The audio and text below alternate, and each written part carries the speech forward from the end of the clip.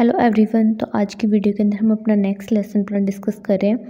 तो lesson plan बनाने के लिए सबसे पहले हमें कुछ जनरल इन्फॉर्मेशन लिखनी होगी, जैसे कि आपको लिखना होता है डेट, ठीक है, दिनांक। उसके बाद आपको लिखनी होती है क्लास, कि आप किस क्लास के लिए लेसन प्लान बना रहे हैं। तो हमारा जो लेसन प्लान है वो 6th क्लास के लिए है। उसके बाद हमें लिखना होता है सब्जेक्ट, जो हमारा सब्जेक्ट है वो है मैथ, गणित आप यहाँ पर लिख देंगे। फिर आपको लिखना होता है पाठ का शीर्षक या फिर अपना टॉपिक, जो हमारा टॉपिक है वो है अभाज्य संख्याएं, ठीक है। उसके बाद आपको अपने जो स्कूल है उसका जो यहाँ पर नाम है वो लिख देना है। उसके बाद आपको लिखना है कालांश, यहाँ पर आपको अपना लेक्चर नंबर लिखना है कि जो आपका ये जो मैथ का जो लेक्चर था वो कौन सा था, फर्स्ट सेकंड या फिर थर्ड जो भी था, तो वो यहाँ पर आप लिखेंगे, ठीक है। फिर आपको यहाँ पर क्या है, प्रस्तुत पाठ सहित अब तक पढ़ाए गए पाठों की संख्या, ठीक है। ये आप लिखना चाहे तो लिख सकते हैं, अगर इसको नहीं भी लिखना चाहे तो ये आप लिखना, कोई इसको स्किप भी कर सकते हैं, ठीक है। तो ये सब जनरल इन्फॉर्मेशन होते हैं जो आपको हर एक जो आपकी लेसन प्लान या फिर जो आपका पाठ योजना होगी उसके अंदर आपको लिखनी होगी, ठीक है।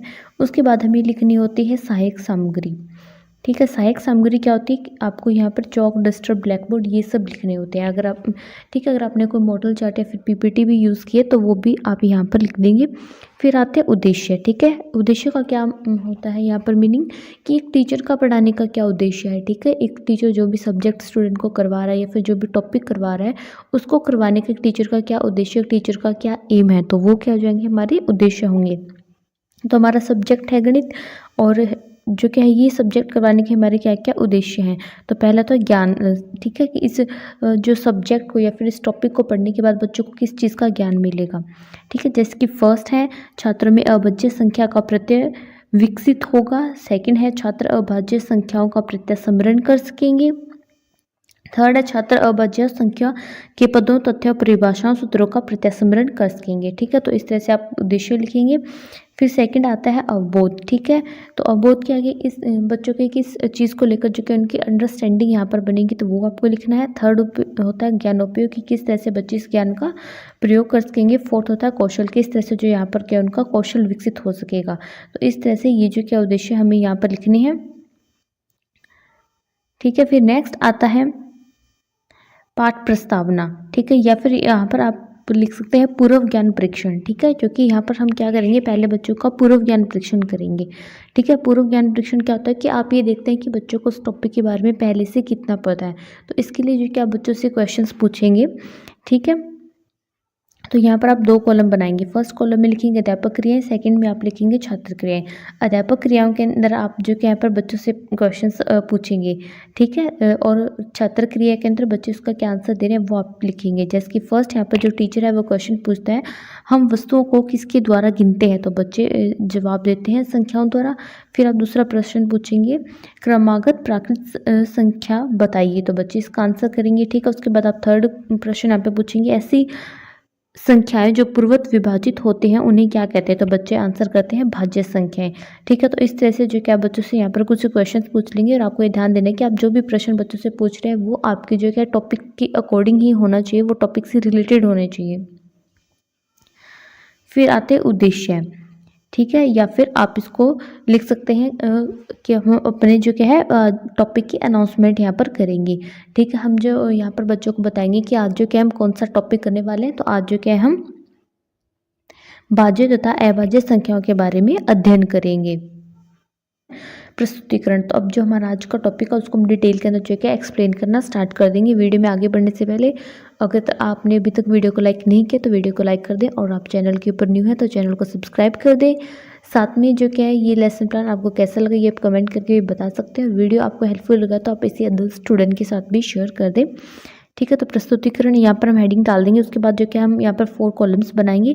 फर्स्ट में लिखेंगे शिक्षण बिंदु, सेकंड में छात्र अध्यापक क्रियाएं, थर्ड में छात्र क्रियाएं, और फोर्थ में हम लिखेंगे शाम पट कार्य, ठीक है। शिक्षण बिंदु में सबसे पहले हम हेडिंग डाल देंगे भाज्य संख्याएं, ठीक है। तो यहाँ पर जो क्या हम बच्चों को भाज्य संख्याओं के बारे में एक्सप्लेन कर देंगे कि भाज्य संख्या क्या होती है, ठीक है। छात्र क्रियाएं यहाँ पे जो बच्चे क्या उसको ध्यान से सुनेंगे, और ब्लैक बोर्ड के ऊपर भी हम कुछ इस तरह की जो कि हम सिंबल्स बनाकर बच्चों को अच्छे से एक्सप्लेन कर देंगे, ठीक है। उसके बाद जो कि हमारी आते हैं स्पष्टीकरण, मतलब हमारे एक्सप्लेनेशन।